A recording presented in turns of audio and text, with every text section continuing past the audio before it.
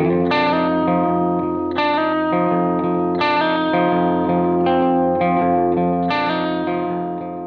there, everybody. Welcome to another episode of the Cloud-Based Mayhem. I sat down with my good friend and instructor with New England Paragliding, Calef Letorney, and for the third of these series, we're calling this one 301. So this is pretty heavy on instructional thoughts on quite a few different topics, how the day and pressure modify our thermal techniques, and we kind of revisit that sticky to fizzy concept that Calef Letorney talks about in his book, Mastering Paragliding. We talk about lee side thermal strategies and cautions, when to move on, how fast can put you higher. Fast always isn't a risk. So flying the speed of the day and how to crunch distance most efficiently.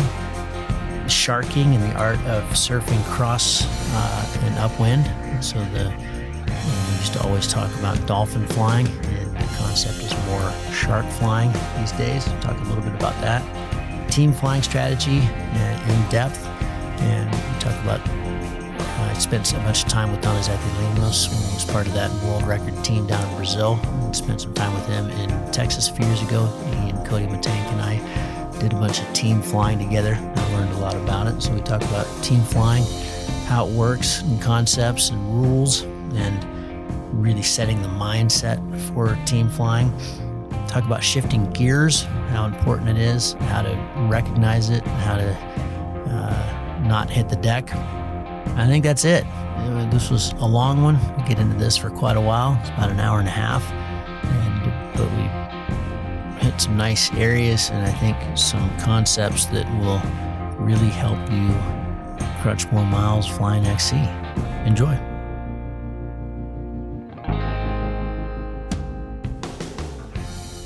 Calef, welcome back, dude. It's been a while. We're doing the 301 episode here. We're going to tackle some questions. I dig it. Yeah, paragliding 301 cross-country techniques. Thanks for having me back. I like it. You guys have had a good season out there in the Northeast. Yeah, we've had a great year. Every once in a while we get a drought, and it's fun. And I think the community's growing. We're learning lots. The gear's getting better. So we're having better and better flights. It's been really cool. Cool. And you are not the sole proprietor anymore of New England Paragliding, right? You sold? I sold Paraglide New England when my day job got more serious. Yeah. So Range Rover? Yeah, Rover's North. We sell Land Rover parts. Rover's North. Yep. Right. We became employee owned, and it didn't seem right for me to have a side hustle. So right. I've been flying more than ever though. So that's great. So you made a good move there. Yeah, that's awesome. We've been having tons of fun this year. So I just reached out because I've been thinking about these concepts that I think have really helped me fly further and better. And I don't claim to have made any of this stuff up. It's a collection of books I've read and great pilots I've hung out with. And I think you've got like a great format to help folks get their head around concepts, because not everybody's read as many books as they should. And it just seemed like a great idea. And I'm hoping to learn some from you too. I've got a bunch of, we'll flip the script a little bit. You can ask me some questions. I'll ask you some questions, but. Yeah, let's dive in. Cool. Great. So right off the bat, I'm wondering sort of like, let me set the stage a little bit. I think, obviously the fundamentals of cross country are good climbing and then being able to glide somewhere and climb again. And our ability to put that together as we grow, there's a bunch of concepts that I think really modify our flying. And I'm wondering how the day and the pressure modify the thermal technique and sort of how we're changing strategy based on what's going on. And I'm curious, sort of, how do you think about that in your flying? Yeah, I mean, when I read this one, I got really excited. The first concept that came to mind, which I've always really liked, is Calef Letorney's in his book, Mastering Paragliding. He talks about, the day, depending a lot on the pressure and, the skew T and the lapse rate is really a spectrum, right? From sticky to fizzy. And it kind of cracked me up when I thought about it this time, getting ready to talk to you, because in the Rockies, it's always some spectrum of fizzy. We don't have a lot of really stable days. We do sometimes get an inversion, but, so firstly, I thought was, wow, this is really location dependent. And, we really experience that spectrum in its full in the Alps. You could have it totally the spectrum on the same day. You're definitely going to experience it in a week. Right. And so, and I have very frequently been on the losing end of not identifying, especially the sticky days, and flying it well in something that had a lot of consequences like the X Alps. Some of my campaigns where on really sticky days, when I think of those, they're kind of soupy and moist and a really hard inversion, but you can cover a lot of ground if you're just wicked patient and you're topping out the slowest climbs, which is just not something we deal with here in the Rockies. We don't have slow climbs. And so I'm excited to get to a question down the list here about that concept, when to leave and when to be in race mode and when to be in slower mode.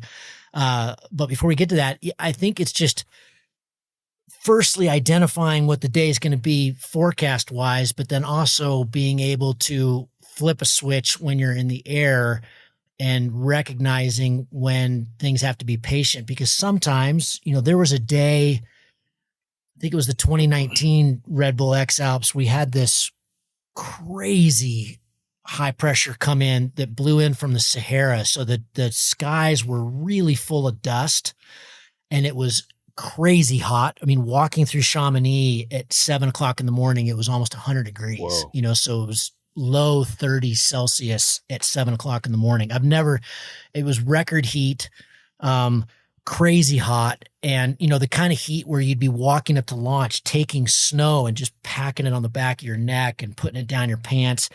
And at 3:00 in the afternoon, I launched trying to get to St. Hilaire, third hike of the day, got way tall and had a ton of vertical to work with, and launched at 3, should have been on by 3:00 in the afternoon, and didn't get a blip out of my Vario. But that was the same day that people top landed on Mont Blanc, and Toma Coconea got to almost 6,000 meters. He was just ahead of me down going into Monteveso in the Maritimes, and went to 6,000 meters. So if you could break through that inversion, you were on the moon, literally. And so, I wasn't patient enough. Right when I launched, I should have sat there for however long it took and just bumbled around and bumbled around and bumbled around. And eventually I would have gotten something. And so, I think I like that visual, sticky to fizzy. And obviously at the far end of fizzy where I live is, you want to be looking at Cape values, right? And really, is it too fizzy, and how fizzy is it going to get, and how much OD, when it goes ballistic, it's pretty uncomfortable being in the air. So you're talking about overdevelopment risk. Yeah, exactly. If it's too fizzy, which you also very much get in the Alps. And so, but I like thinking about it on that spectrum. I like that visual. What do you guys have really sticky days? I imagine you do, especially in the maritime air. And we've been having a ton of days. And what I've found, and I've also found this in the Alps, is that sometimes the thermals release more on the terrain, where in a lower pressure day, like a knob partway up the terrain might release just all the juice. And so you got to go out front and look for it if there's nothing happening on the hill. And there could be a boomer happening just off of like a down the spine, a lower knob sort of thing, where on a higher pressure day, I feel like that's much less likely. And I like to think of like a lid being on a pot, where that's our inversion, and we'll get them like, maybe at 3,000 feet and again at 5,000 feet, they'll be in fairly regular increments. And when you get below them, you often start below them, but the thermals really stick to the terrain quite a bit. And it doesn't necessarily mean it's going to be a bad day. Like full blue sky can be awesome. And a lot of times, like our main spines and peaks will have the only clouds around. And then if you can be there on that main spine, like you said, taking your time, but really understanding that the thermal's trying to go up and the lapse rate isn't good, it's hitting inversion and it's bumping along and drifting downwind. Where in a lower pressure day, I might be searching more upwind for better climbs, knowing that the best thermal core is going to be consolidated and more upwind. Like smoke from a fire, the good stuff is going more directly up and the trash gets blown downwind.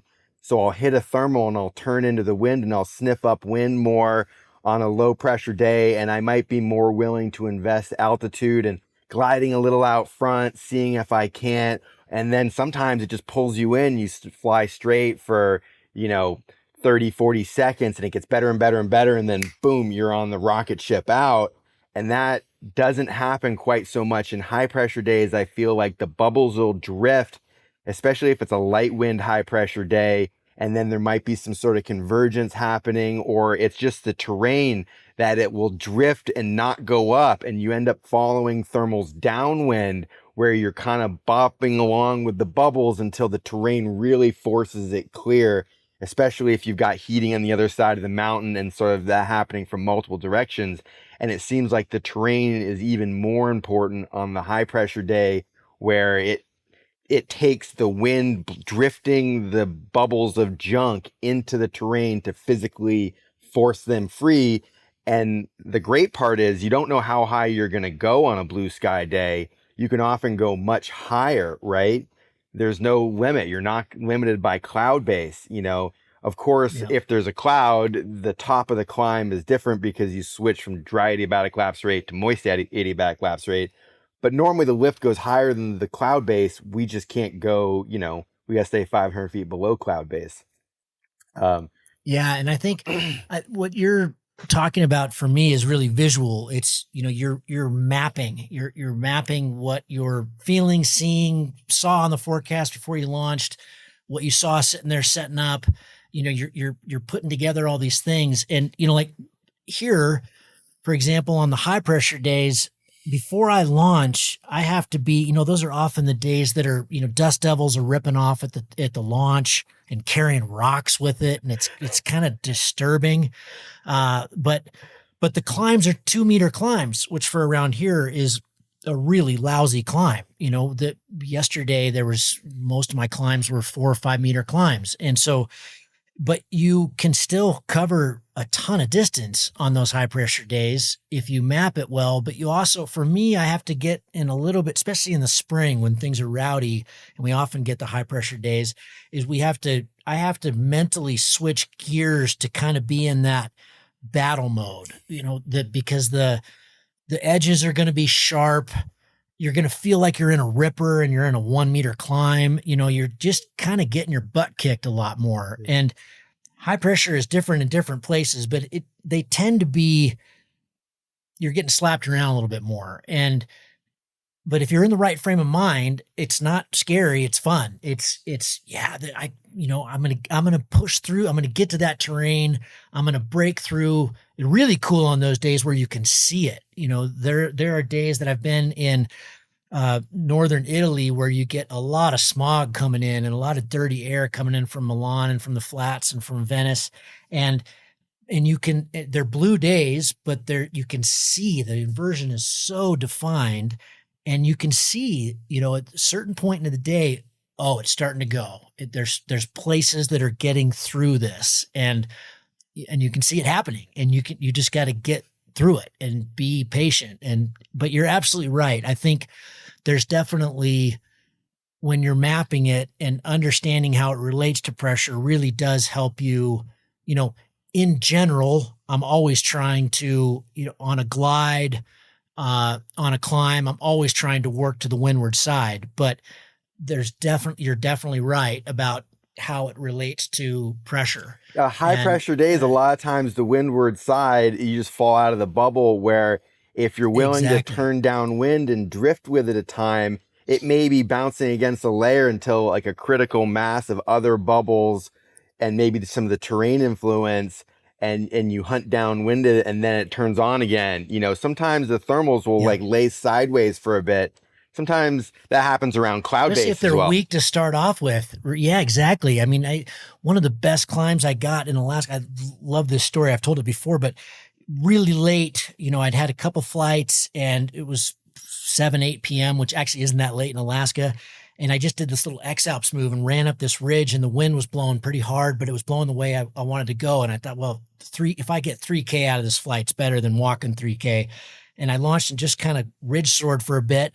And then finally got a little bit high enough that I thought, well, I'll just wing around this little knob I was on, and just fly down the valley. And I was at 0 AGL. I mean, I was basically at sea level, and but up in the base of these mountains, but very low, and caught a 0 forever.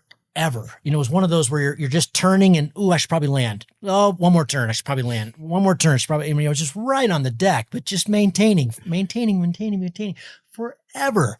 And then point 1. And then point 2. And I went to 15,000 feet in that climb. I went up 15,000 feet.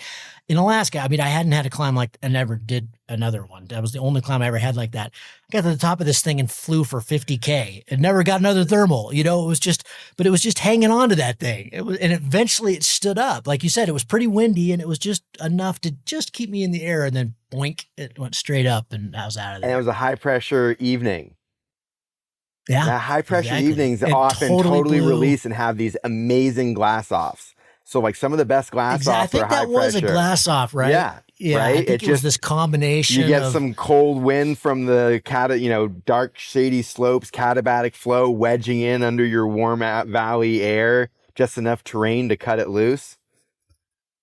Yeah. And high pressure days, I feel like often work great later in the day too. They've had the whole day to bake in sunshine. You're not having shaded. Yep. You don't have to worry about getting shaded releasing. Out. Yeah, it's got like a cap on it in the valley, stuck. and maybe it's blowing towards the terrain, and the terrain eventually pushes it out. But it's just a different strategy, and I think everybody sort of has to learn their own game and technique. But if you start to check into what's happening, and you don't have to actually look at the pressure, but just feel, is it bubbles or is it more continuous calms, and then start modifying your strategy based on what you're doing. Because, like other sports, like skiing, you can have a great day if the conditions are really obvious and easy, but you can also have good days in challenging conditions if you're changing how you're using the terrain and what you're doing with it. Yeah, I mean, finding the right aspect, finding the right slope. There's always good pal out there somewhere. Just gotta hunt. So yeah, I like this. I mean, it's what you're saying to me is, you're making a visual map of. I mean, this is how we find the core, right? This is how we find glides. This is how we find lines. It's just visually mapping all the time, and I love combining that with these concepts that you're talking about, with wind, with pressure, with sticky to fizzy, time of day, blue, clouds, all these things. You're just trying to figure it out. And let's touch on that wind. Figure it a little bit. Sometimes you don't. Yeah, let's jump in. I want to jump in and touch about the wind, because that really changes an incredible amount of what we're going on. I mean, first of all, there's always like the buoyancy to shear ratio issue, right? Whereas it gets windier, it gets blown apart, and only the strong climbs survive. But I think also something that's really helped me in, the last dozen years or so, I've been paying more and more attention to it, is the wind direction as it changes in relationship to the terrain, like little valleys and whatnot, but also especially going through layers and inversions. But in a climb, you can see the wind direction change significantly. And if you're quick to pick up on it, your strategy can totally modify as well, and you can really make the most of it, or you can be totally oblivious to it, and then, it's not working for you. This is where I think racing really helps, or having multiple people that you're flying with. We're going to talk about team flying techniques here in a bit, but I think that in my experience, people who fly well in the wind fly in the wind. It's not something you're just magically good at. And, there's talent in this sport, of course, but I really think that, flying in wind just takes a lot of practice. And again, back to that, it's better to lose a climb up to the windward side than the leeward side in most cases. You're absolutely right about hunting with pressure on high pressure, but it's easier to get in the wind. Falling out of the backside of the climb could be a death nail. Depending on your height, you might never get back to that. But what I see in general is lower hour pilots turn too soon.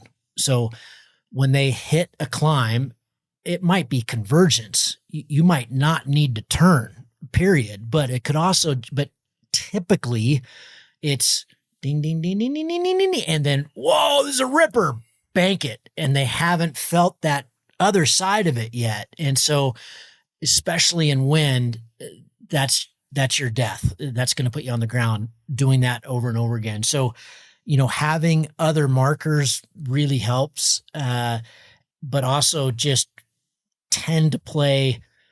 I saw a beautiful thing in Valle de Bravo one year. We set the task that year, and it was quite a long one, and we went out towards Victoria, but we came back to the lake. So those of you who haven't flown Valle, this is north of the lake, and there's wind's always blowing north there.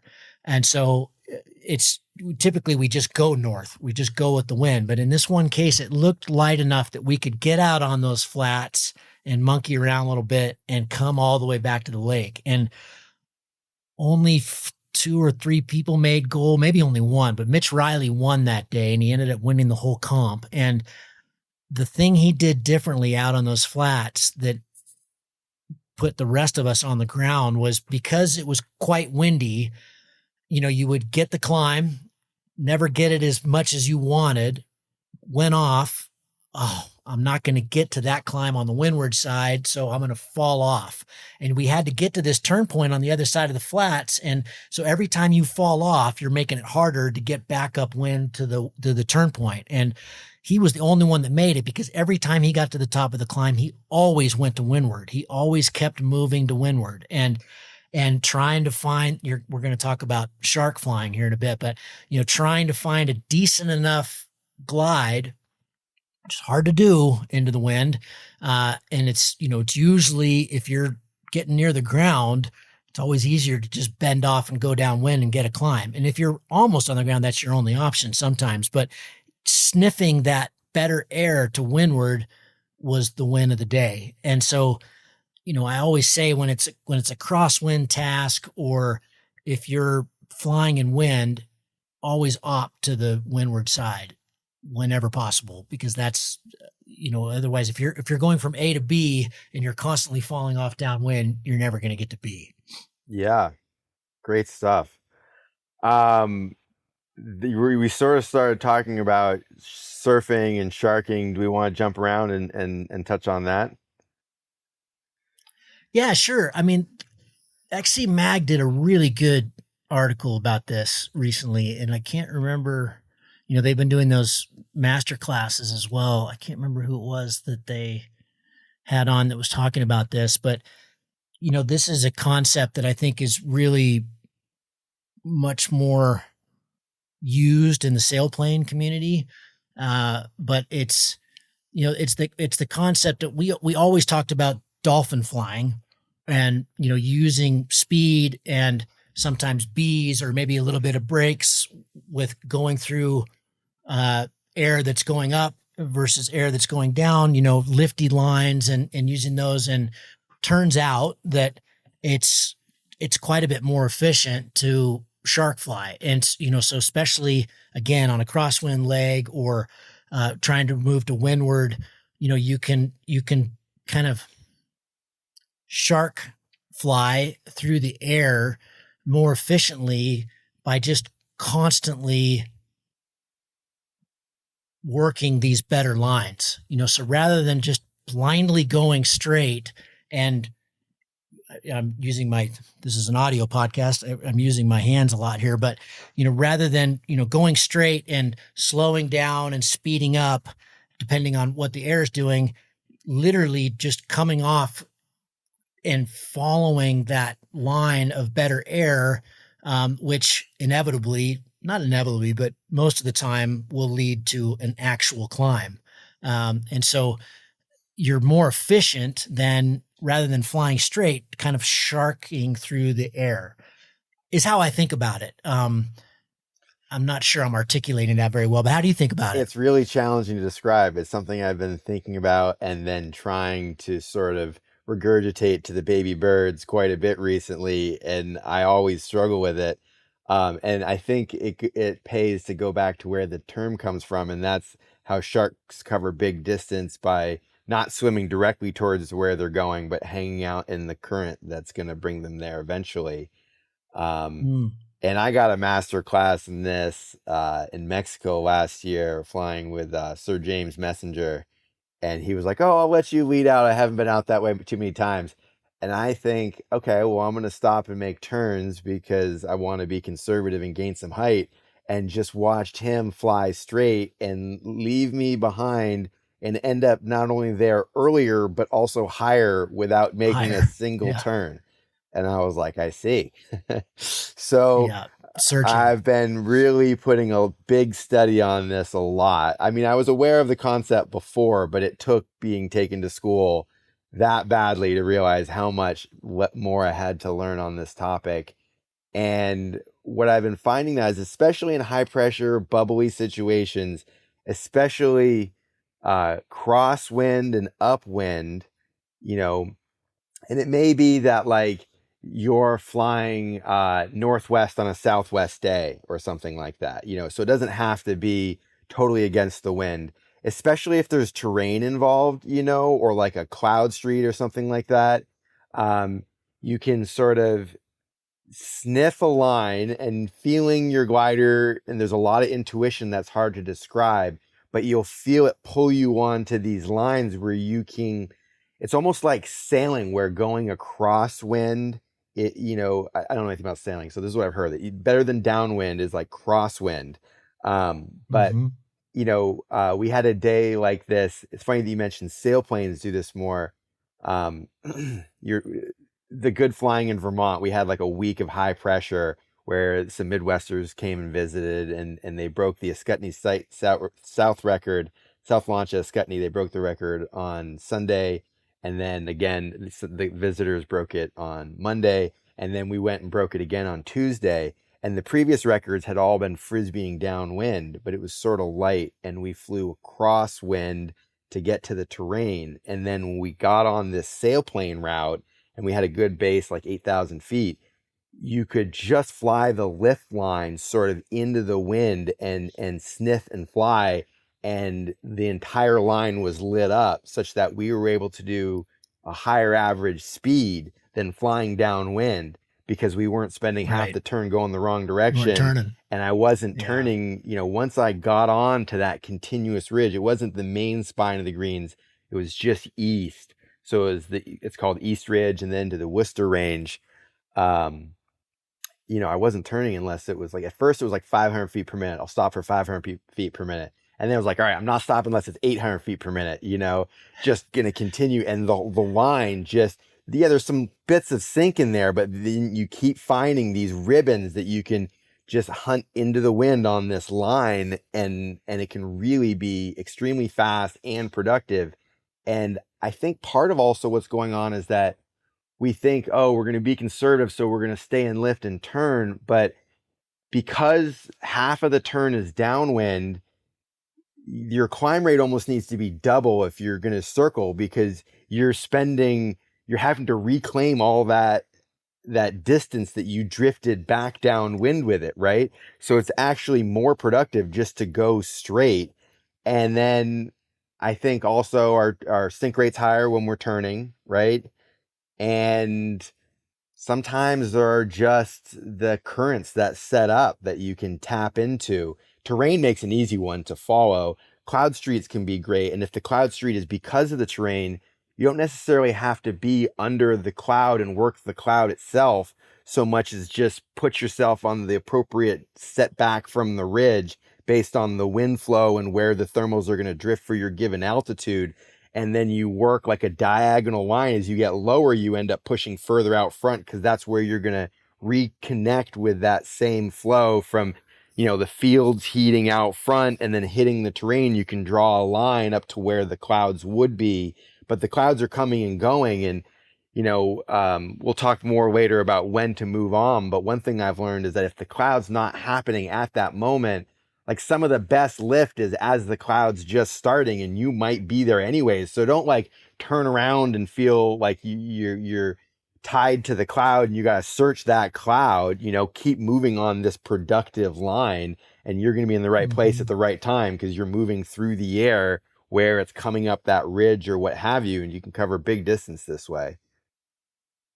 I remember Kriegel in one of the races, he flew off the Zugspitze in Germany, and I guess it was quite windy. It was 7:00 in the morning, and he got to the terrain on the other side and just surfed the Katabatic for 30 something K, and everybody just said, "This is the rotor, right?" And it was like the rotor. It was how did he do it? What's happening here?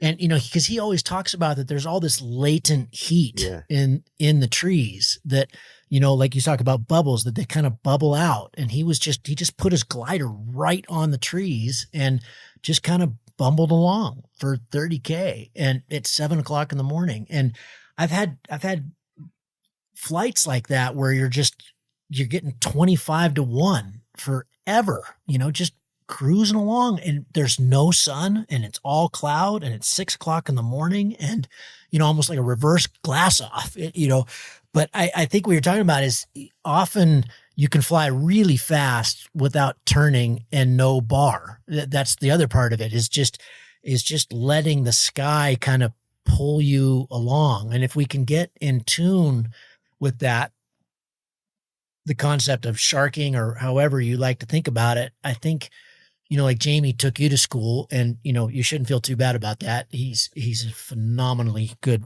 lines pilot, but, you can really, if you let the glider sniff, we're going to talk about two liners here in a bit. They're really beautiful at this. If you let the glider do the work, you can often find that, and it's really hard as a concept, I find, to teach, or, it's just a feel. I learned a trick actually pretty recently from Matt Beechner. We call him Farmer here. He and I have been flying a lot together, kind of doing a lot of team flying together.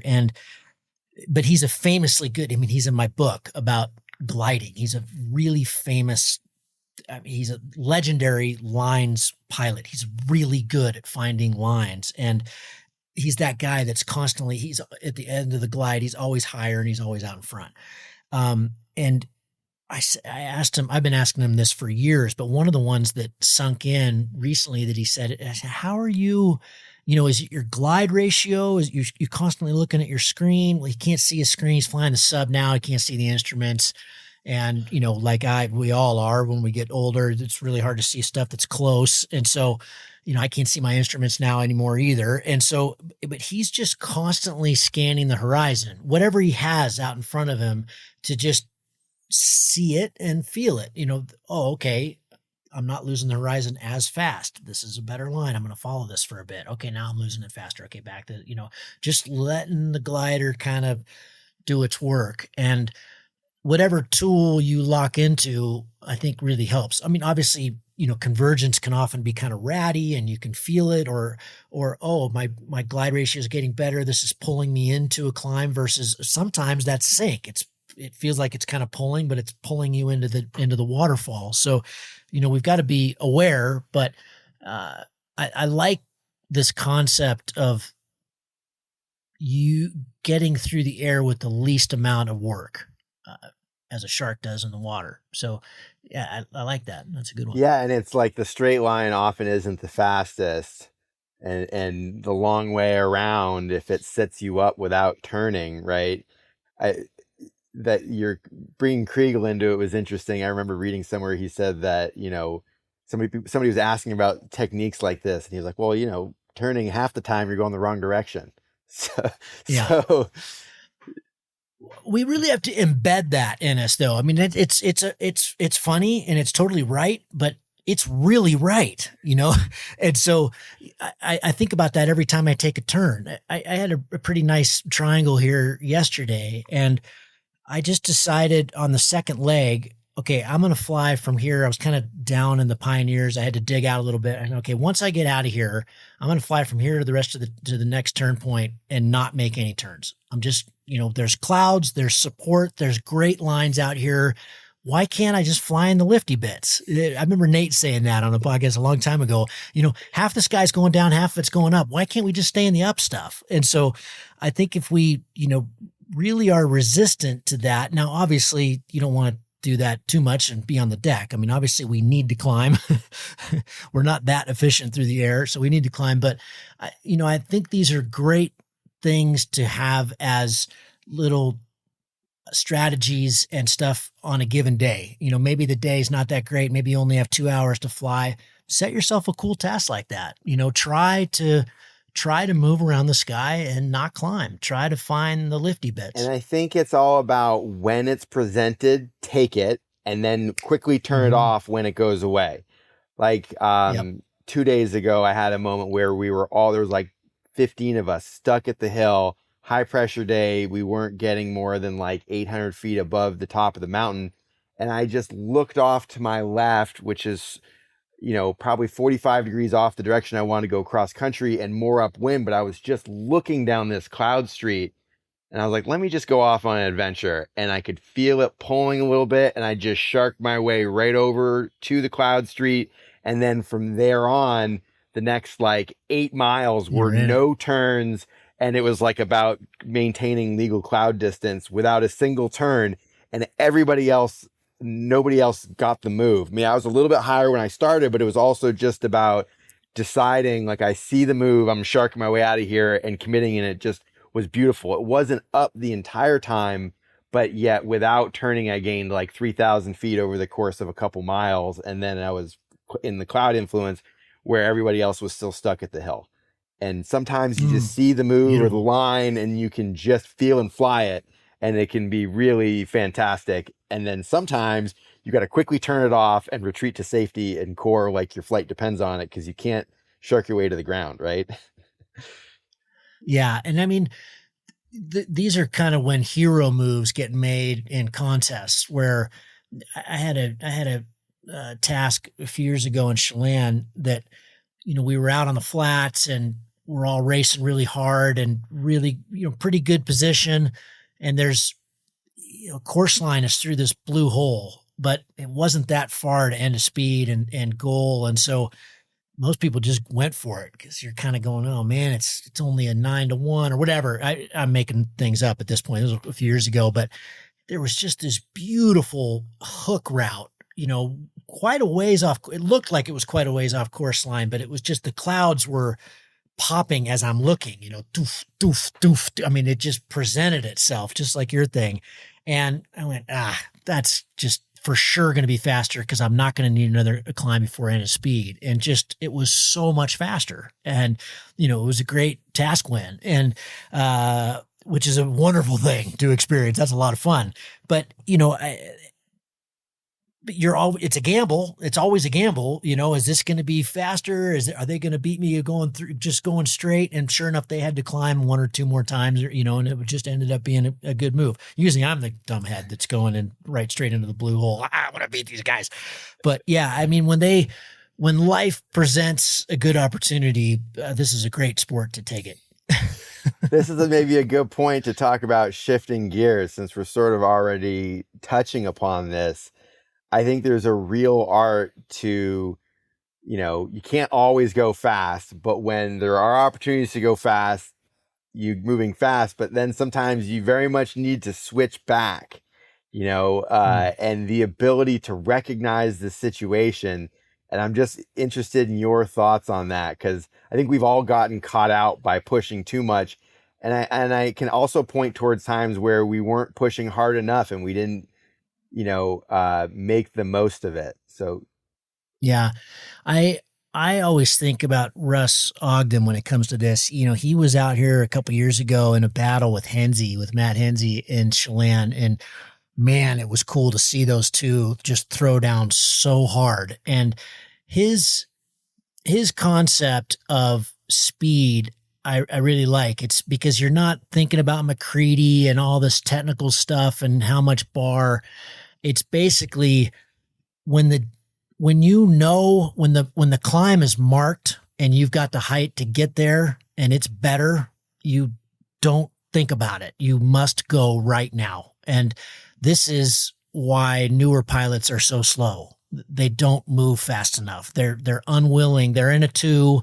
That guy over there is obviously in a 3, and it's Full bar. literally seconds to get there. It's Yeah. full bar. You go as fast as you possibly can. You don't keep turning one more half a time. You're done if you do that in World Cup racing. Yeah, Let me go just ahead. interject that the day makes this a little different too. If it's a good low pressure day with long continual thermals, but you got to be careful applying this because sometimes the high pressure bubble, they get a little bit of a yank and you can feel it draw you really hard. So you throw it on a wingtip and you're doing 1,000 feet per minute for like a half a turn. That's maybe not the situation that's worth jamming full bar. But for the most part, what you're saying is absolutely true.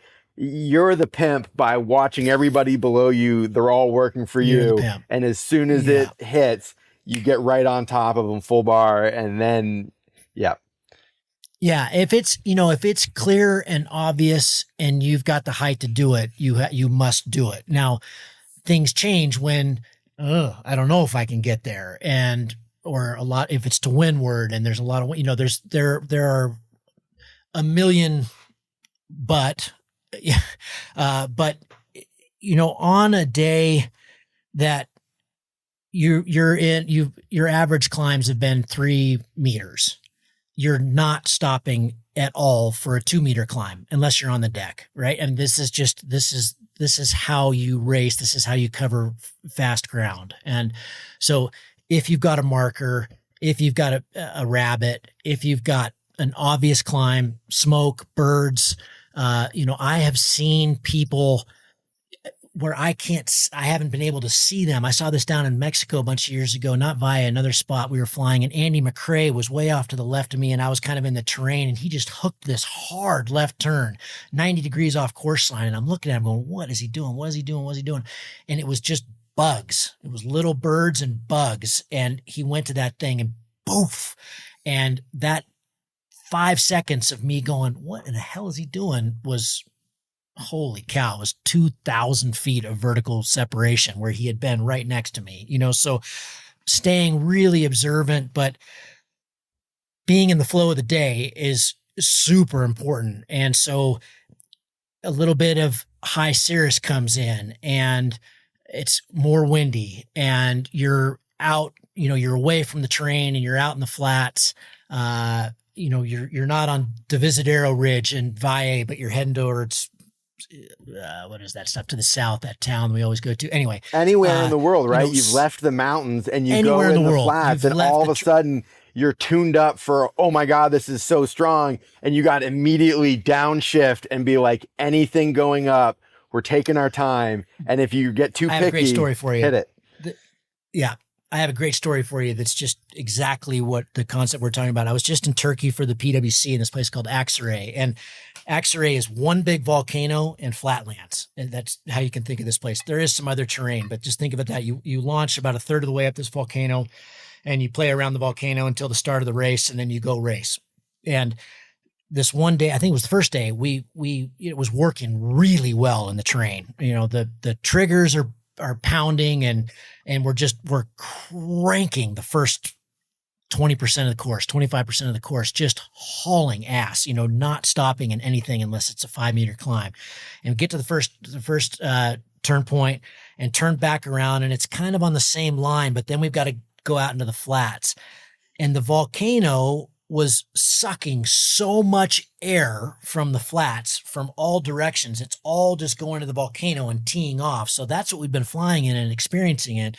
And now there's 80 pilots that are heading out into the flats. And, at first you're kind of half bar, and then you're a third of the bar, and then everybody's flying trim speed because we're all going, holy shit, where is the climb? I mean, not a blip for 20K. I mean, not a blip, just flying. We've gone from high to just, holy hell, or we're just going straight to the dirt. And a bunch of people did. So immediately you're going, I cannot be the rabbit. I do not want to be out front. I have to pimp. I got to stay on top of all these people. And I'm just watching like a hawk. Is anybody got better air than I do? And just trying to stay on top of this whole gaggle. And that whole way to that next turn point was just taking the weakest climbs, crazy slow flying, just an instant downshift. You're just going from sixth to first instantly for 40K, whatever that leg was. And then for some reason, we got out to that turn point and boom, and it's out in the flats, not really any difference in the terrain. And then poof, and then it was just a heater all the way into goal. So, and then the mistake I made was I'm with the lead gaggle and I'm still kind of in that slow mode. And so I was still backing off where I needed to be full bar racing again. And so again, these are concepts that are hard to, we can articulate them, but you really have to go kind of experience it and go through it, and you will screw it up. You're going to end up on the deck racing too fast. But, in general, that kind of 1 to 4 p.m. when things are working really well, again, this is without, high cloud and without Cirrus and all these other possibilities. But if you've got or inputs, if the heat of the day, you want to be flying as fast as you possibly can. And at some point that changes, and recognizing it. And that can be literally from one climb to the next. Things change really fast. I've been in contests in Colombia where they'll just be, what happened? It's just gone. And it's just massive downshift, and trying to stay on top and trying to, not be the one pushing. Yeah. Terrain really matters too. Another thing that's interesting about pointing that out is when it's time to go fast, it can seem like a risk to go fast. But what I've been finding and learning more and more is that when the day's on and you've been getting, say, 4 or 5 meters per second, when you stop and turn in the slower stuff, you're actually spending more of the lifting part of this cycle. If you think about like a breath that goes up and then a breath that goes down, you're not going to get as high because you're spending that up cycle in the stuff that's not as strong. So it feels conservative. You're thinking, oh, I better be conservative. Here's a meter or 2 per second. I better turn in this.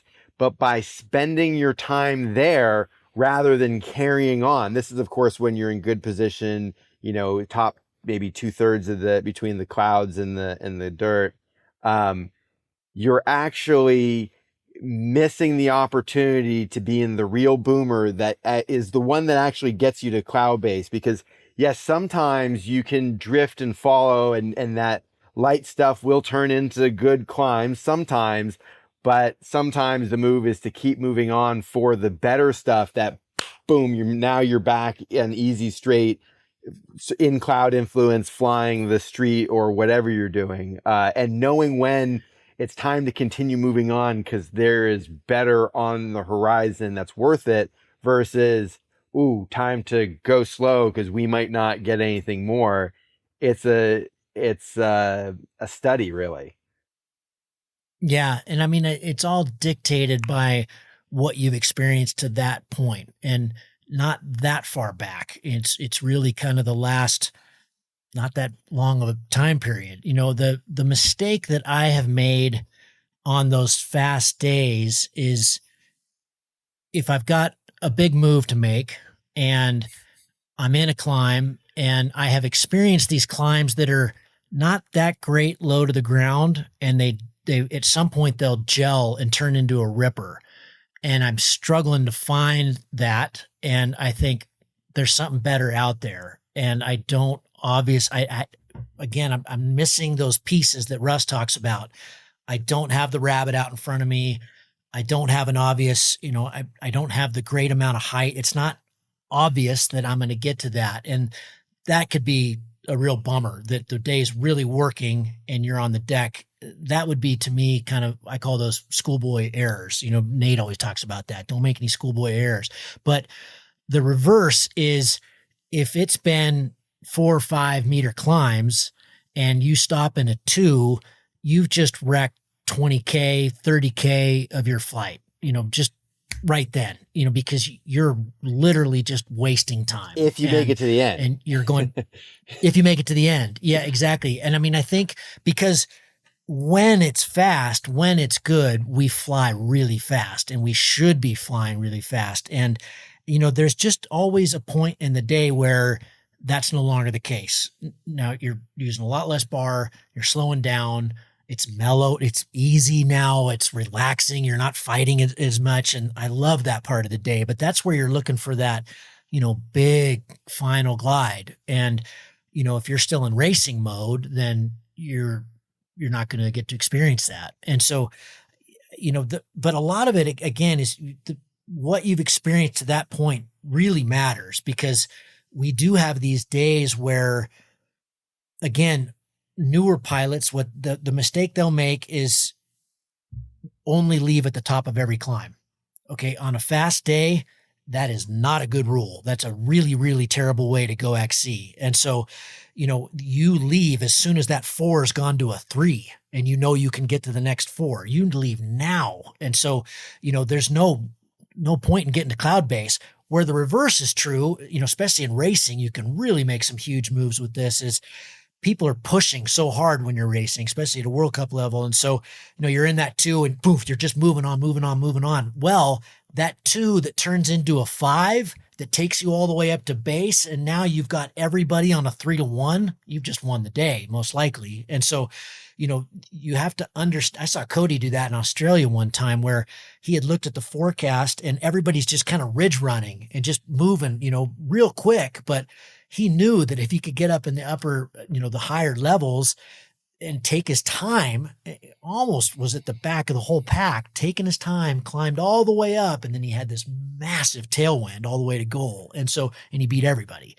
And so, there are times where you do want to be patient if it's going to rocket ship you to the top, or you want to be patient if there's a really good chance, the lead gaggle's going to the deck or something. And so, that shifting gears is something I still struggle with massively. I've been racing for a long time. I just blew it a couple days badly in Turkey, just being the rabbit and pushing too hard and not shifting gears early enough. That wasn't really so much the day. It was just me, that I needed to be more disciplined. And that's the other concept that Russ talks about all the time: discipline.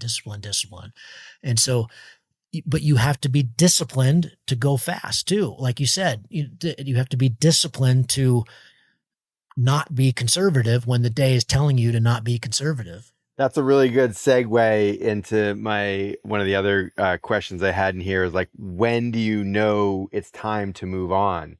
And you were saying when it drops that little bit in climb intensity. I'd heard a good one recently that when the day's on, the climb rate you find, it gets better and better and better. And then when it decreases back to the climb rate you found it at, sort of maybe you're at the lower third of the sky when you first hook up with it. But I think there's often, for me, this again goes back to the conversation about the day. Like a lot of times I'll be, if it's a high pressure day, sometimes you bust through a couple inversions, you're up high, maybe there's a couple clouds up there still, you're moving fast, you get down low again, and the thermal just isn't going to bust through that inversion, and you find yourself bouncing off of it. And a lot of times people will really either do bigger circles or maybe even push back upwind looking for it. And I feel like a growth for me recently has been knowing that we're in bubbles hitting the inversion. So if I turn and go downwind now, there's still going to be those scrappy remnants of lift and those extra couple circles that aren't going to work. We know they're not going to work. The thermal's dissipating. It's just not as good. You're just wasting time. if you leave in the highest parcel of air, yes, you were 6,000 feet off the ground a little while ago, and now you're only 3,000 feet off the ground. This is the hand you're dealt, and it's time to, not every thermal goes all the way to cloud base. Sometimes it's just a little lily pad that you can just put a little pressure on before it sinks, and it just bumps you along to the next one. And you can continue to move fairly fast if you're willing to cut and move, and you can really have a height advantage by doing it at your highest point in it, rather than, trying too hard at the end because you're still stuck in the middle. Like, it sucks you're stuck in the middle, but you got to know when it's time to move on. And especially if you're moving downwind, you can use that extra little bit of altitude to get to the next place that will hopefully again get you back where you want. I mean, we all want to be skipping across clouds, easy street without any challenges in our cross country flight. But the reality is there's going to be a couple low, difficult moments in most flights, right? I mean, yeah, definitely. I mean, and I think that, again, the inputs all change everything I've said, depending on where you are and what you're trying to accomplish. The flying fast is a skill that is hard to learn outside of competitions. And so, our concepts here are really different when you're flying with 80 people versus yourself or just a couple people. If the goal is to stay in the air all day and cover a lot of ground, well, it may not be full bar, just fully crushing the speed. You're not going to go as far, but it's farther. You're going to go a lot farther than only flying for 2 hours because you've bombed out and made a mistake. So, there are times where the right move is definitely to stay in the climb when it's gone from a 5 to a 2, because you've got a really difficult transition ahead. The state of the sky is changing. You're confused. You don't have a very good idea. It's not clear. I had that yesterday on this flight trying to close this FAI I was trying to do. I got really flushed. I went from super tall, almost 18,000, to really flushed and very, very, very low save. It was ridiculous. It was great. But then where I wanted to go was totally shaded out. It kind of OD'd where I live, and that was not bad and not in a dangerous way, but it was just putting a ton of shade where I was trying to go. And so my direct move, your X-Alps move, your course line, was into the shade. And that's what I tried to do. And I bumbled along and I kind of made it work, but I still landed 10K short of the truck. What I should have done is gone completely off course line and gone back to the sun. There was still day left. It was not much, but there was day left. And I think I could have gotten back. I maybe could have made it to the terrain, got tall and made it work. But I was kind of tense and I was kind of worried about this big walk. I was flying my heavy gear. I wasn't flying my X-Alp stuff. And I just didn't want to take the risk of going further away from the truck.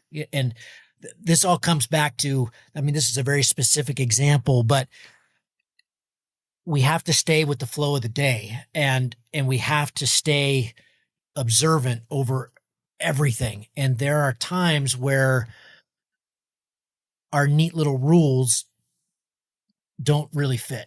And I think, but in general, what I see is newer pilots fly slow because they spend too much time turning the wrong way. They spend too much time climbing. They spend too much time trying to get to base.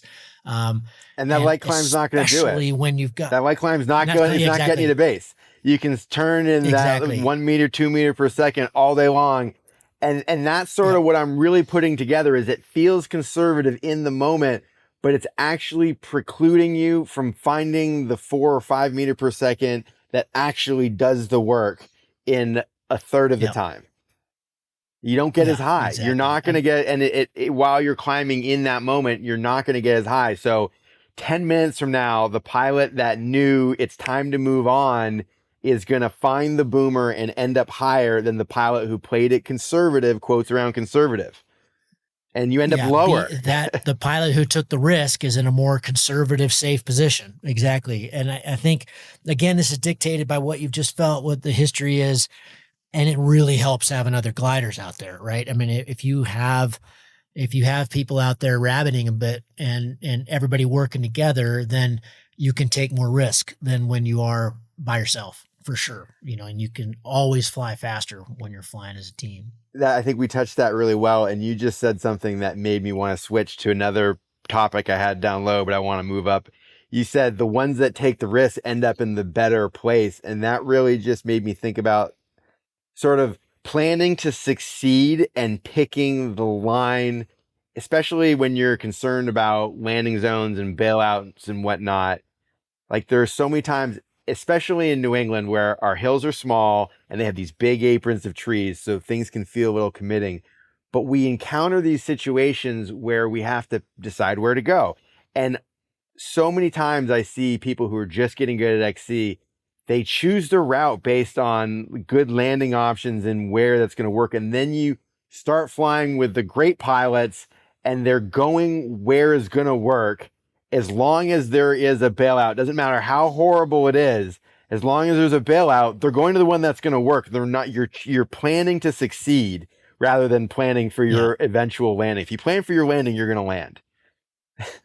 Yeah, 100%, 100%. And I mean, this was just full force when I did the trip with Will Gadd, because we were flying for hours without a bailout LZ, unless you call a lake a bailout LZ. And so you just had to fly optimistic, and you just had to go, it's an XC day. It's working. It's good. That's going to work. I know it's going to work because I do this, and this is my game. And you have to, that's flow, that whatever you want to call it, but you just, we've got to be optimistic in this sport, because as soon as we start thinking about what if I don't pull this off, I'm a living example of this. You're not going to pull it off. I mean, in the X Alps, every time I went, oh God, I don't know if I should do that. What if I don't do it? You're not going to do it. It's not going to work. And so, yeah, I mean, I think that it's pretty rare that when you're mapping things that they don't work. The concepts that we learn when we're puppies in this sport, and that's in all the books, they're pretty correct. And so it may not be exactly on that trigger. You may have to fly over that thing and get into the lee side, but most of the time it's going to work out. Don't be too stupid, but I think it's good. Just use your XC brain, stay in that brain. Yeah, you really have to believe in yourself, and there's a fine line between, youthful ignorance and knowing the right thing to do and doing it and having it execute just beautifully the way it should. So being able to walk that line is tricky. You mentioned lee side, and I want to get back to that, but I think this is a perfect segue into tight landing zone strategies, right? Because if you keep doing this long enough, you're going to end up needing to put it in somewhere tight. And I'm curious to hear how you approach a tight landing zone. Having vision, having bailout 1, 2, 3, especially in a lot of wind. This is something I've learned. I'm getting off your subject, but when there's a lot of wind, you really want to be looking over your shoulder, and okay, that's the one I'd like to get to, but I'm traveling pretty fast and I might not be able to stick that. What's the next one downwind? And what's the next one after that? And, are there hazards I've got to worry about? Are there power lines? Are there houses? Is there lee stuff? Is there rotor? So I think having that processing power, is really important rather than freaking out. And that comes from a lot of XC, and that comes, those of you who are listening who are new, you will experience this if you fly XC. You just will. This sport goes pear-shaped too frequently. And so, that's a real good time to, have some techniques, breathing, identifying, okay, I'm sitting up in my harness. That means I'm really nervous. Like, dude, relax, sit back, relax, just breathe and solve it. It's a puzzle that can be solved almost every time. There's usually a safe way out of this. And I've told this story before, but one of the first really bad accidents I saw was I was doing a trip in Annecy, and it was a day we should not have been flying. It was, there was a lot of OD around, and the instructor was, he just wanted to get us in the air. This is a pressure that instructors have. And so we were at this kind of cliff site where you could ridge soar, but these cells were coming through pretty frequently. And he thought, oh, we could fly and, just next cell, get on the ground before the next cell comes through. And this guy flew and was pretty low pilot. And when the gust front hit, he wasn't on the ground, and his one bit of toolkit was big ears. And so he was trying to land with big ears in a gust front, and let's just say it didn't work out. But what he could have done, and, if he'd been, just had all the stuff in his toolkit, is before this thing hit, ran downwind. And if he didn't get up and over this ridge, which he probably would have, because the wind hit it, and there's all the there's all the pressure gradient on the windward side of the hill, and he could have turned into the wind, and it probably would have just floated him right over this thing. And then there were huge fields on the backside of this thing. So a couple people did do that. But if he didn't pull that off, just surf it into the trees and land in the trees. Big, beautiful canopy trees. There's trees everywhere. And, maybe ripped his glider or something, but almost certainly would have been injury free. Maybe would have scratched some stuff, maybe would have broken an arm or an ankle or something, but not as bad as what happened. And so, I think these are these lightning fast decisions that you've put yourself in a bad place. Shouldn't have done that, but we're pilots. We make mistakes, and the weather is dynamic. And, so what can I do if I can't spot land? What can I do if I can't plan A? So, yeah, a lot of good stuff there. To bring it more to a technical level and like actionable stuff, one thing I like to think about is making a regular practice of trying to land short, because so many times we have this giant LZ, and then people never practice tight landings until they need a tight landing. And then you have a problem because you've practiced all your landings in these giant landing zones. So I think just a really good place, obviously there are, master pilots that listen to this and they don't need this advice at all. But for your average intermediate pilot working on becoming an advanced pilot, wanting to fly cross country, just the first thing to do is to make your regular landing practice into a faux tight landing, like a mock tight landing. And, so in general, I would try to work a fairly consistent approach pattern. I think it's a really common thing for novices to feel uncomfortable, intermediates too, to feel uncomfortable flying downwind near terrain. So they like to set themselves up and then have these slow turns into the wind the whole time. And they're doing like S's or maybe figure eights, the difference being, of course, that a figure eight, you have to turn downwind for part of the turn. At the back of the landing zone, they're doing figure eights or S's downwind of the landing zone. And I don't think that's the best way to approach a tight landing, especially there's often like a wind gradient. If you're in a valley, it can be windier down low or less windy.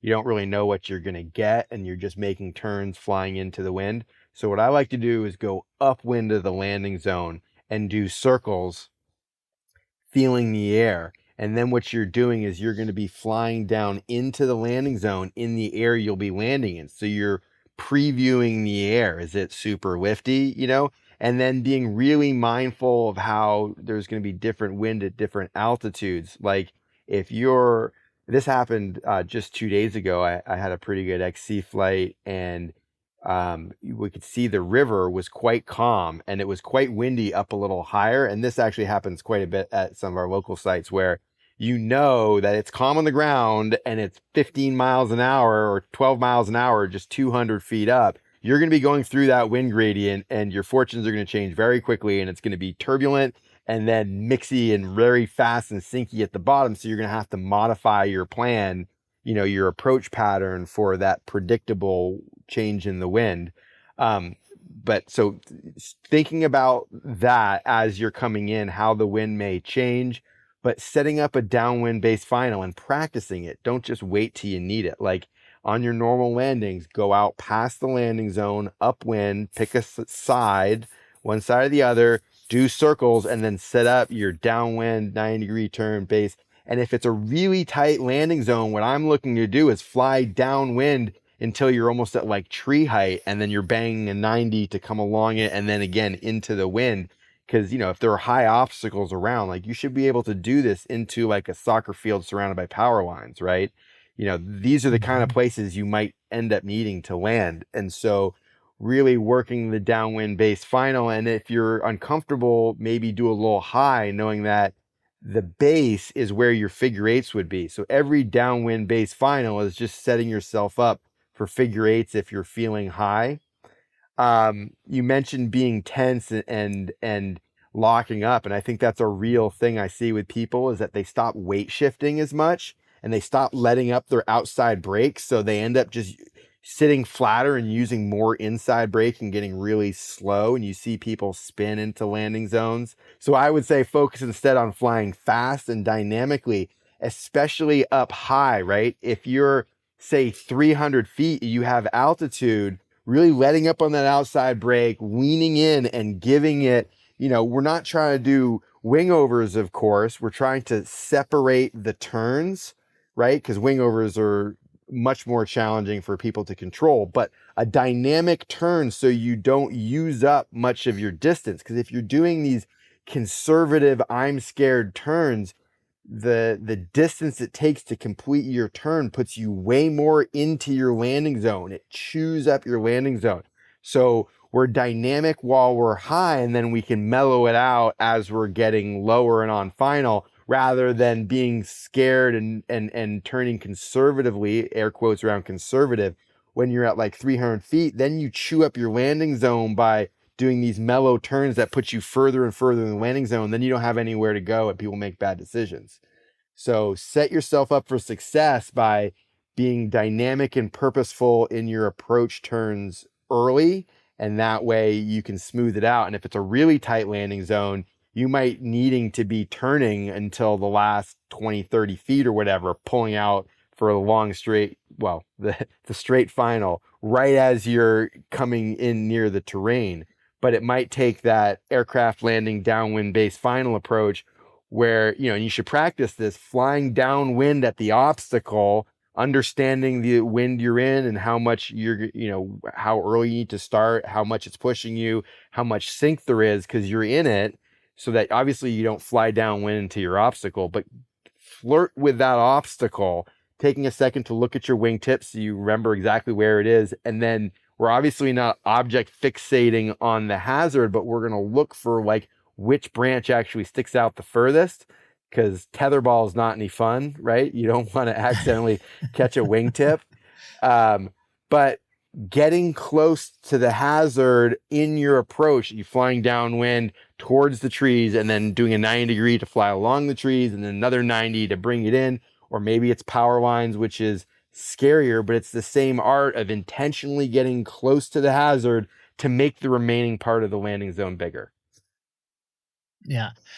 We should scratch everything I said. Everything you just said, it was way more on point. You're obviously an instructor and I'm not. I'm telling goofy ass stories, but you said a couple of things there that I think are really important. I think of landing like launching. Be a boss, like own it, go into it. I mean, airspeed kills you. What I mean by that is lack of airspeed. So when what we see in accidents is, especially with coastal pilots who are ridge soaring, who are not used to a lot of airspeed because there's a lot of wind. And so they're just surfing the cliff. Then they go XC and they slow their glider down way too much when they come in to land. And speed is your friend. Pressure in the wing is your friend. You need airspeed. And then be a boss. You know, if you've done a ton of ground handling, you can walk up to a launch that's got some cross or a little bit of wind, or it's kind of a plucky one, and you own it and you make it look great. You know, you're Patrick Von Cannell up there. And a lot of that's just mental. Of course it's training, but a lot of it's just own it, be there. You know, don't be nervous, be confident. And same thing when you come into land, you know, you want that airspeed. A pressurized wing is a safe wing. You can do a lot with a pressurized wing. You can't do much with a wing going slow. You can't flare, can't run it out. You know, so brakes are there to catch a frontal, especially if you're in a whole lot of rotor or something. I like it better on the Bs, but you don't want to totally go away from them, but be wary of them, just like you should be on a windy launch. Brakes are not your friend. And so, I like everything you said there. In thinking about that, when it's windy, the other thing you said that was really important, when it's windy, you really got to set up way upwind, especially if you're super tall and it's ODing or something and you got to get down to the ground. I'm throwing my wing overs or my spirals or whatever my descent technique is way upwind, way upwind. And then because I'm sampling all that air, but I do not want to end up downwind of the only LZ I've got, right? So you're way upwind and you're coming in. And then if you've got still a lot of wind and you're sampling as you're coming down, you're sampling as you're coming down. If it's just getting windier and windier, then I'm being even more conservative on that. And I'm not going to stop until I'm basically right on the deck. And then you can just and in. You can just downwind it and in, but you've lost all those options if you're farting around and you end up downwind of it. It's such a rookie mistake to set up behind the landing zone, lose all your altitude, and then not make it to the landing zone. Like, what were you doing? I almost never go down. And you look like a noob. Yeah. Don't do that. Almost never go downwind. Yeah, great stuff. Never go downwind. All right, in the interest of time, let's keep moving on. I'm really interested in hearing your thoughts on lee side thermal strategies and cautions, because people talk about it a ton, but you can also have these just incredibly successful XC careers where you don't even enter the dark side. So go. Yeah. Yeah. I mean, again, this is really location dependent. It's pretty hard to cover a lot of ground in the Alps without flying the lee side. It's just how things work over there. And so, aspect and sun angle are very important things when it comes to this sport, and that might direct you to the lee side in some cases. Now, Kelly Farina would say there are pretty hard rules. And his book talks about that you just don't go in the lee if it's more than 15K an hour medio wind. Great. That may be very suitable for many pilots. 15K an hour and a decent lee side thermal, I would agree with that. That's pretty manageable.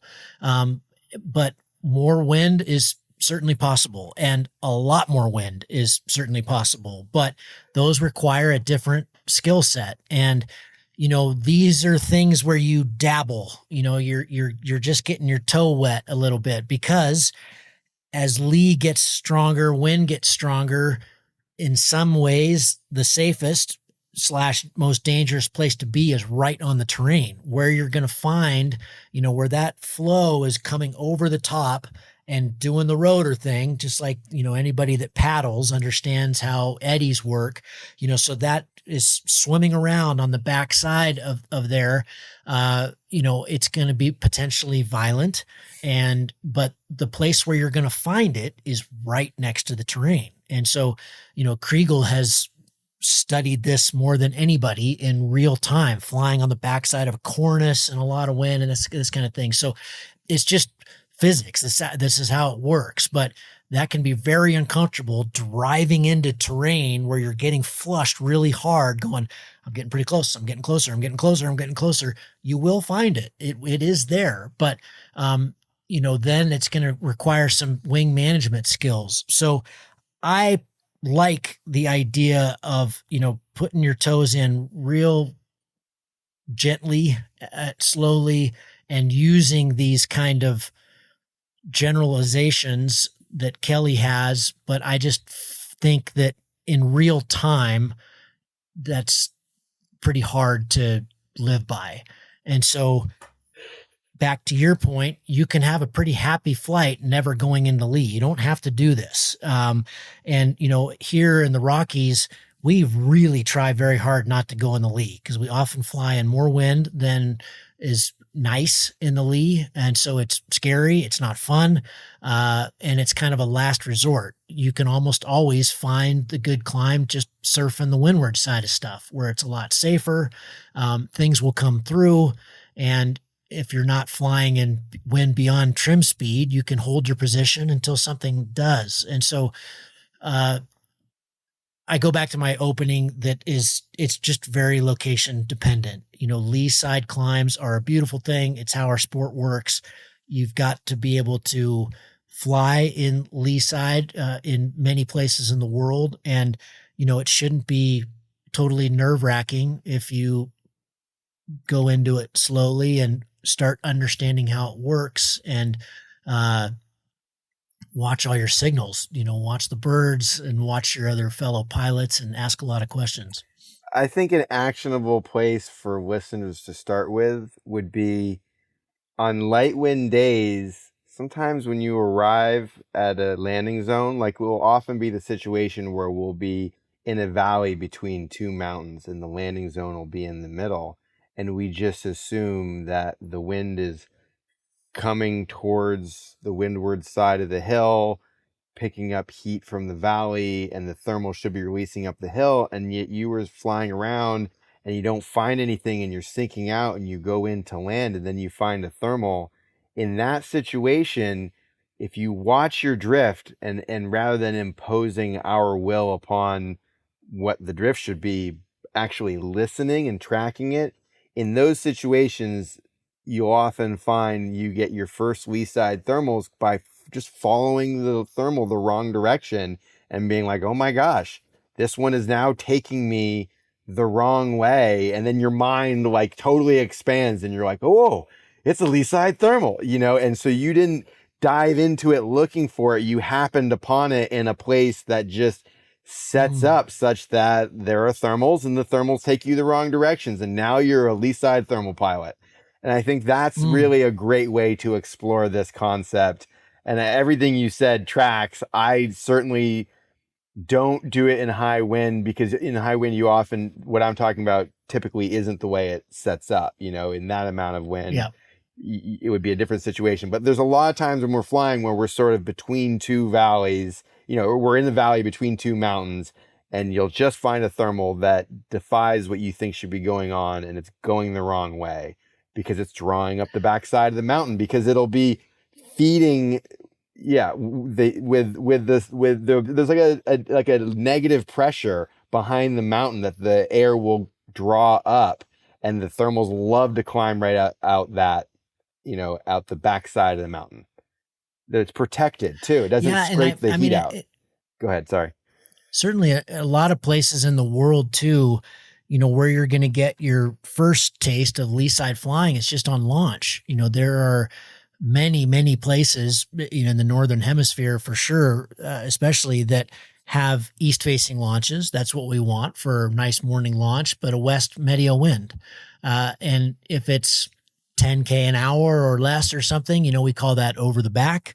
And, it's blowing over the back and you get up to launch and you're going, this isn't going to work. It's just blowing the wrong way. And then those cycles start to come in and, the real veteran pilots will take the first couple and they're out. And, if you wait a little bit longer, those cycles get a little bit stronger and you'll blast right up through that west wind and not even know it exists. And so, these are things that, these are ways where you can really assess a lot from the ground and see it in real time. Get to the launch early, talk to the veteran pilots, talk to the local pilots, and, start understanding, if you fly, I've never flown there, but if you fly Boulder, that's all you're ever flying in, right? You're always flying. That's where I learned. Lee side. That's where you learn. Exactly. So I've never flown there. It sounds kind of scary sometimes, but they have amazing flights there. And if you don't fly lee side, you're never going to fly there. And so, I would just say, I think the moniker is just, it's something we have to be wary of, but not scared of. Great. All right. Let's switch to team flying strategies because we talk a lot about it, but I think we're all guilty of this, that we kind of just say team flying strategy and then gloss over what exactly in your mind, what are some of the things you're thinking about? What are you working on? How do you use multiple people to your advantage? Yeah, let's start first by correct framing. And what I mean by that is this is a really conscious effort. if everybody's not making this conscious effort, you're all going to be out launch going, we should team fly today. And that's going to last for about 10 minutes.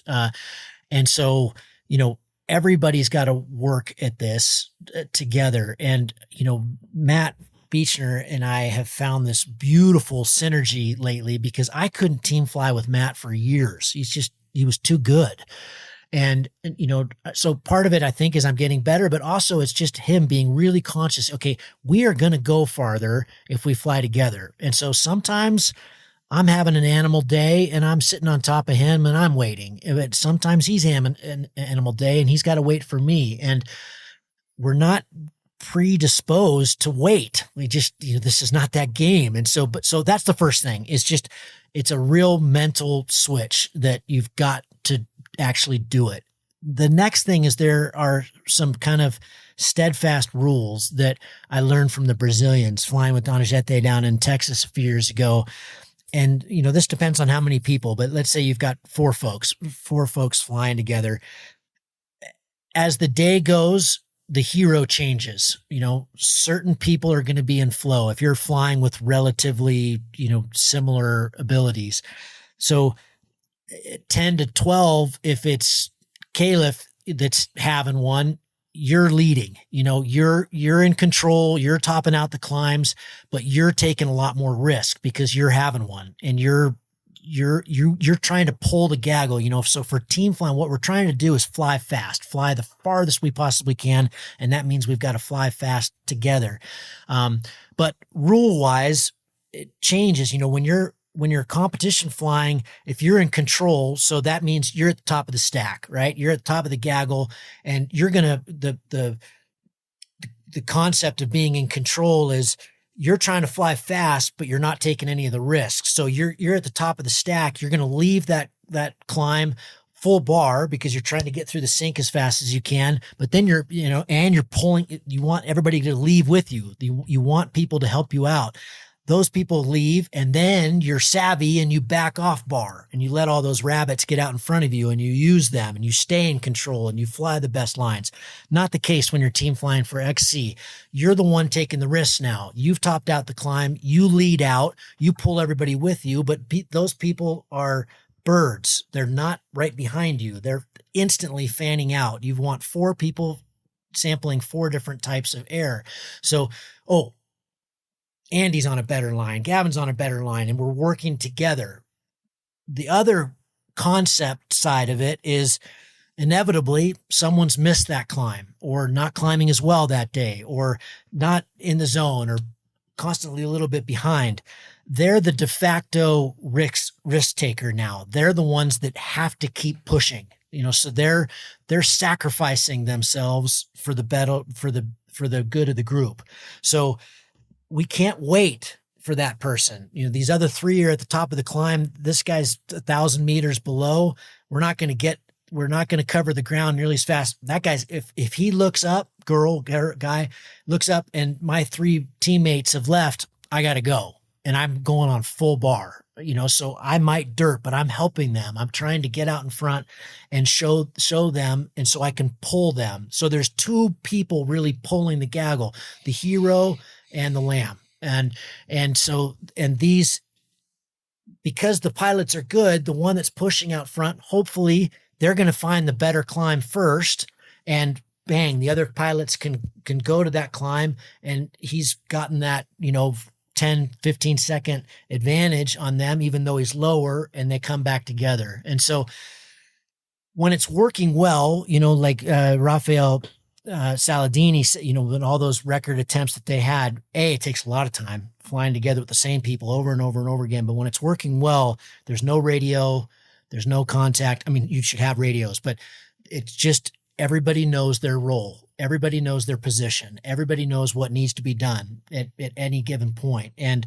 Rafael's, he's in the sweet sauce now. He's feeling it. He's pulling the gaggle because to fly fast, you've got to push, especially in the best part of the day. And so it's not the same as competition flying where there's a lot of pimping going on. There's no pimping. Everybody's working hard. Everybody's contributing to the gaggle.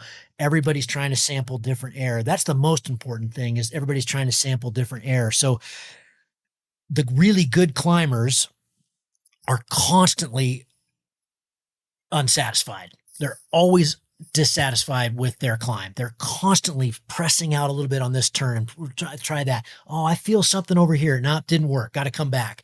Oh, did work. Everybody comes to that pilot. So, but that's also kind of tiring. And so that's why I'm talking about these shifts just naturally happen. And oh, so-and-so's, they're on one right now. They're really moving good.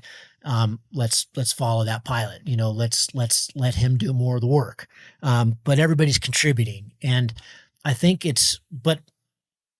I think way more than all those little rules I just spilled out there that I learned from Donizete. It's the really making a conscientious point of doing it, because in the end, there are going to be times where you're going, oh, this is so slow. It's driving me nuts. But in the end, you're going to go a lot farther. It's just, or I don't like their line, but I'm going to stick with them because we're a team. That's not how I would have played it.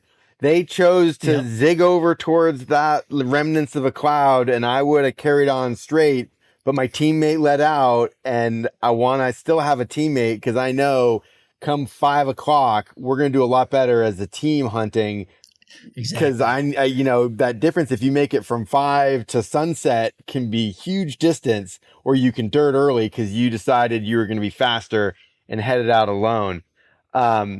We've been fortunate. I think, I was going to say, we've been fortunate that our community is getting kind of big, and there's starting to be a lot of people and a lot of people chasing XC, which is amazing. And so more and more, I'm not saying you're going to be my teammate on launch, because people don't always get up and out at the same time.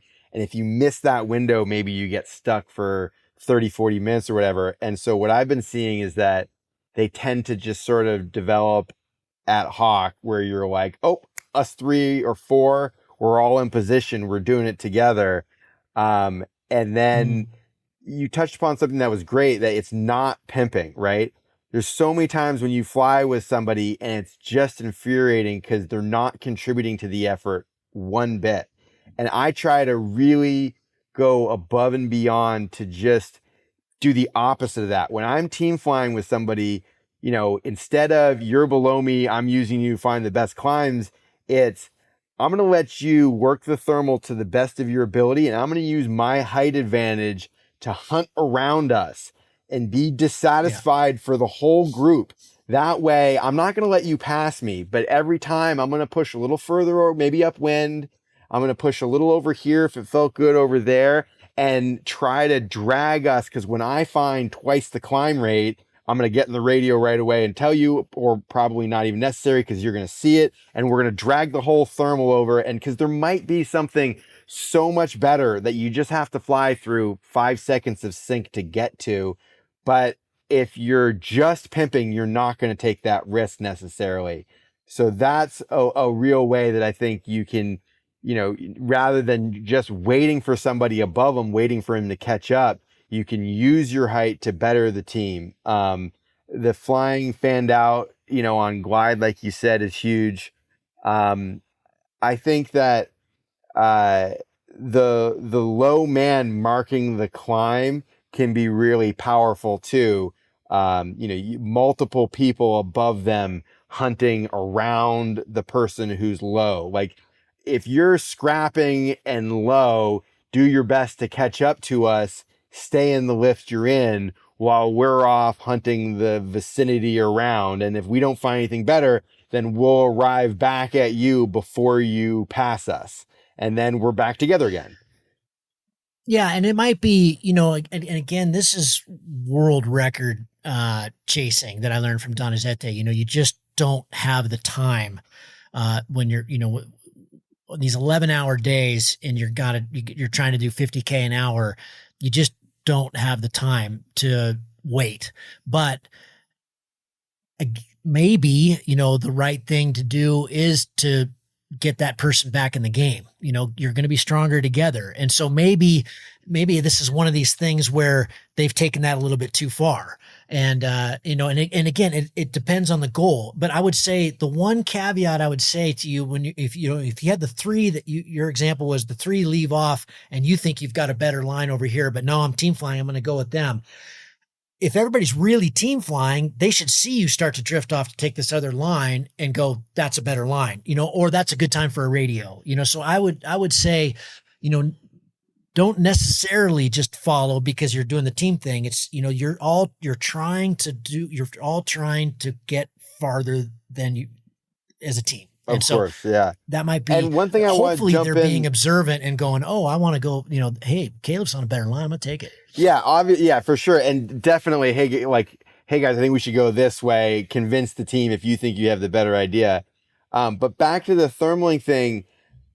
What I'm describing is not necessarily waiting.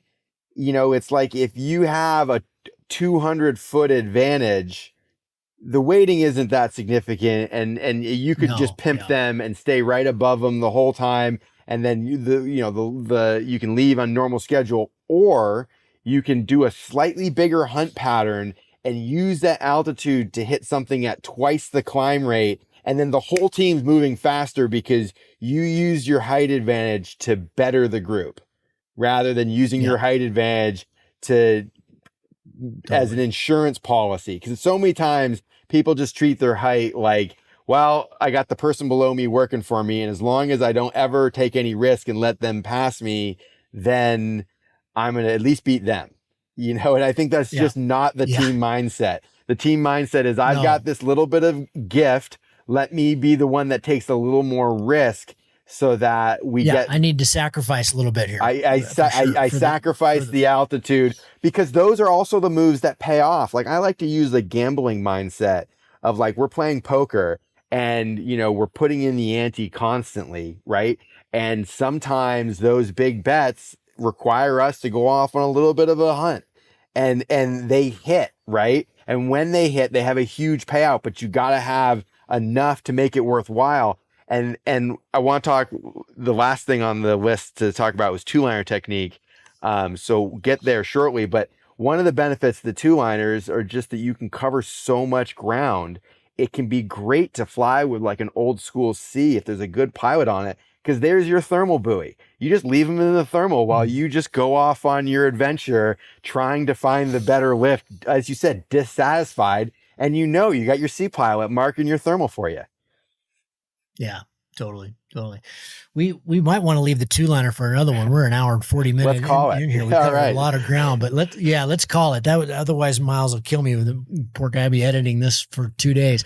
But Caleb, man, you're a treasure. I appreciate you. I appreciate all these questions, and always so fun to catch up, man. It's been a while. Yeah, I appreciate the opportunity. I think it's fun to create some educational content rather than just telling stories. I mean, I got stories for days. We've had some great stories. Real quick, I landed at a Red Sox Hall of Famer's house. That huge flight I was telling you about, right? 6:30 final glide off into the Northeast Kingdom of Vermont, middle of nowhere, land this farm field. Two drunk guys come out. They're talking to us, about their farming.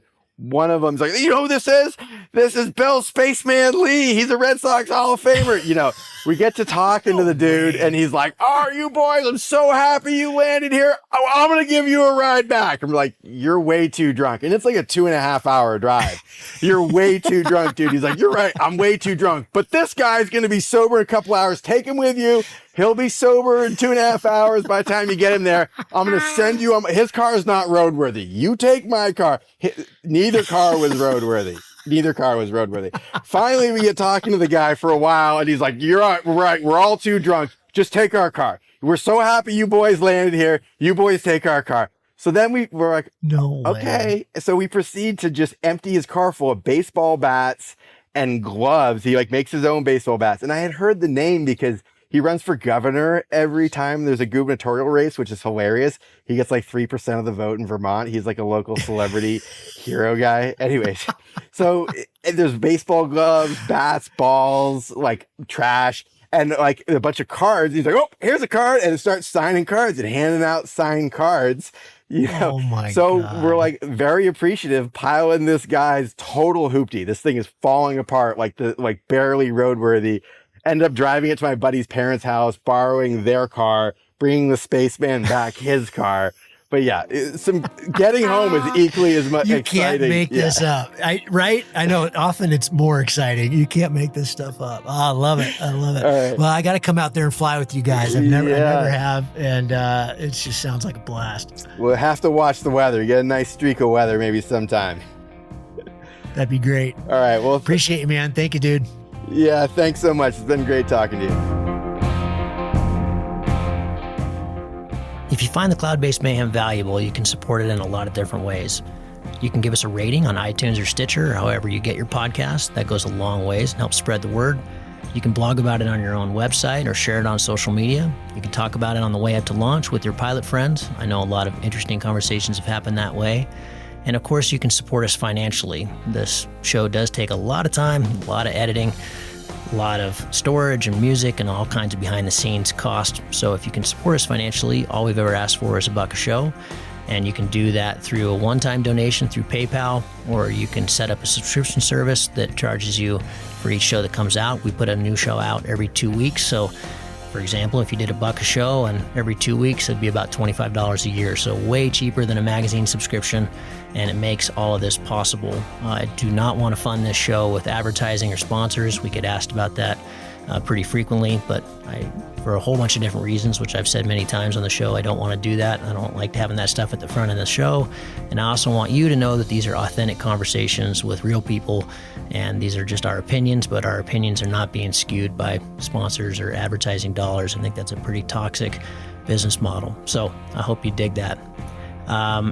You can support us. If you go to cloudbasedmayhem.com, you can find the places to support. You can do it through patreon.com/cloudbasedmayhem. If you want a recurring subscription, you can also do that directly through the website. We've tried to make it really easy, and that will give you access to all the bonus material, little video casts that we do and extra little nuggets that we find in conversations that don't make it into the main show, but we feel like you should hear. We don't put any of that behind a paywall. If you can't afford to support us, then just let me know and I'll set you up with an account. Of course, that'll be lifetime, and hopefully you're being in a position someday to be able to support us. But you'll find all that on the website. All of you who have supported us or even joined our newsletter or bought Cloud-Based Mayhem merchandise, t-shirts or hats or anything, you should be all set up. You should have an account, and you should be able to access all that bonus material now. Thank you so much for listening. I really appreciate your support, and we'll see you on the next show. Thank you.